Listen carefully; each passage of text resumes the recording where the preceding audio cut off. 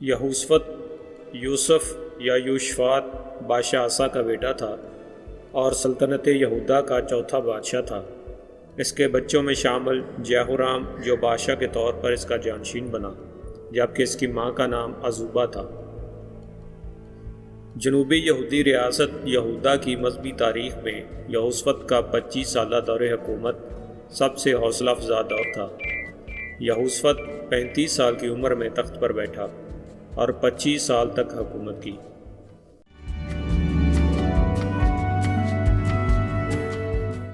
جس سال اس کا باپ آسا اپنے پیروں میں ایک شدید بیماری سے متاثر ہوا تھا تو وہ واحد اس کا معاون حکمران بن گیا تھا۔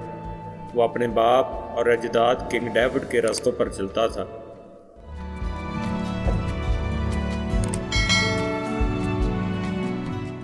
اس نے اپنی حکومت کے اولین سال اسرائیل کی بادشاہی کے خلاف اپنی سلطنت کو مضبوط کرنے میں گزارے۔ اپنے عہد کے ابتدائی سالوں میں اس نے اپنے پیش رو آسا کی اصلاحات کی پالیسیوں کو جاری رکھا۔ آسا کے عہد میں یہ پالیسیاں بہت مؤثر ثابت ہوئی تھیں۔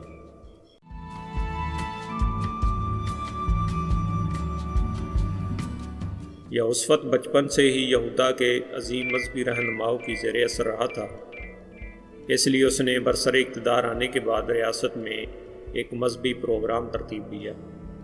شریعت موسوی کی لازمی تعلیم کے لیے اس نے 2 کاہنوں اور 9 عالی مرتبت لاویوں کو مقرر کیا اور اپنے 5 درباری امراء کے ساتھ پورے یہودا کے دورے پر بھیجا۔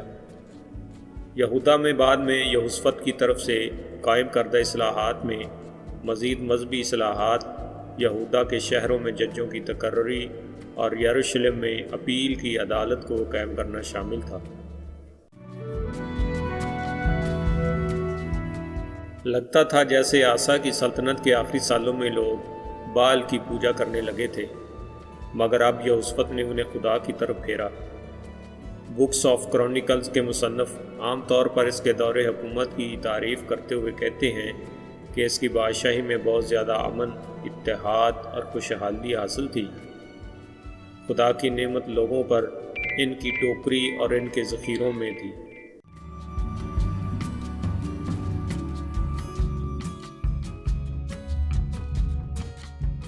خدا کی طرف پھرنے سے آس پاس کی قوموں نے اس کے خلاف اعلان جنگ نہیں کیا، بلکہ بادشاہ کے حضور ہدیے اور خراج پیش کر کے جنوبی سلطنت کی برتری تسلیم کی گئی۔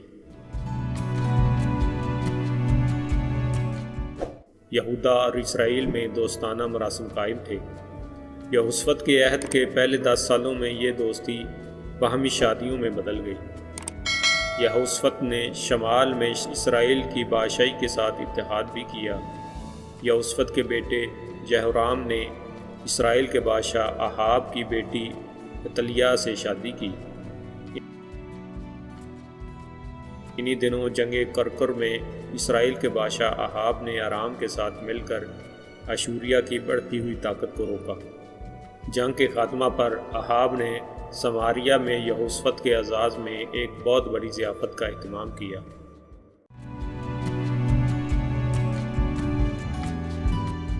آئندہ دنوں میں دونوں یہودی ریاستوں نے مل کر آرام کا مقابلہ کیا۔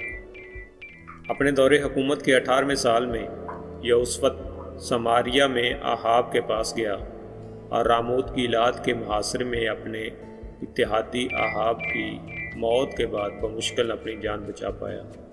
جب یہوشفت اس جنگ سے بحفاظت واپس آیا تو یہوشفت کو یاہو بن حنانی نبی نے خدا کے غضب کی وعید دی، کیونکہ اس کا اسرائیل کے ساتھ یہ اتحاد اور رشتہ داری خدا کو پسند نہیں تھی۔ اس لیے اسی طرح یاہو کے باپ حنانی نے یہوشفت کے پیش رو آسا کو جھڑکا تھا، جس کے نتیجے میں آسا نے اسے قید میں ڈلوا دیا تھا، مگر یہوشفت نے اپنے باپ آسا کے برعکس یاہو نبی کی اس جھڑکی پر مثبت رد عمل ظاہر کیا اور سارے یہودا لوگوں کو خدا کی طرف متوجہ کیا اور سارے قلعہ بند شہروں میں شریعت موسوی کے مطابق قاضی مقرر کیے۔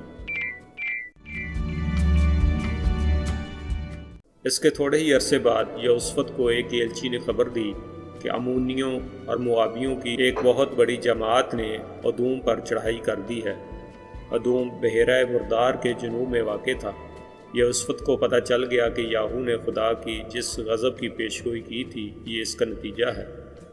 یہوشفت نے ہیکل سلیمانی میں خدا کے حضور دعا کی جو قبول ہوئی، اور ایک کلادی نے خدا کا پیغام دیا کہ بغیر جنگ کیے تم ہی لوگوں کو فتح حاصل ہوگی۔ پھر جب یہوشفت اپنا لشکر لے کر حمد و ستائش خدا بندی گاتا ہوا دشمن کی طرف بڑھا تو دشمن کی صفوں میں کھلبلی مچ گئی، اور یہاں تک کہ وہ ایک دوسرے کو قتل کرنے لگے، اور یہوشفت کو بغیر جنگ کیے فتح حاصل ہوئی۔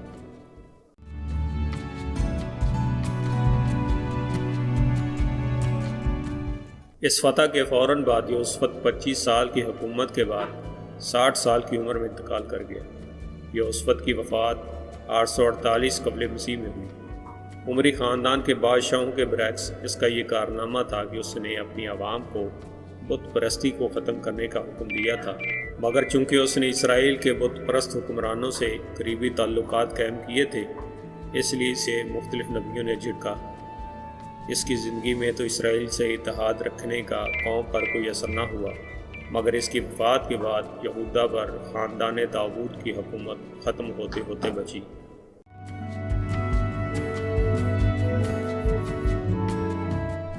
بادشاہ آسا کے ساتھ ساتھ یہوشفت کی یاد میں بھی آگ روشن کر کے اس کو عزت دی گئی۔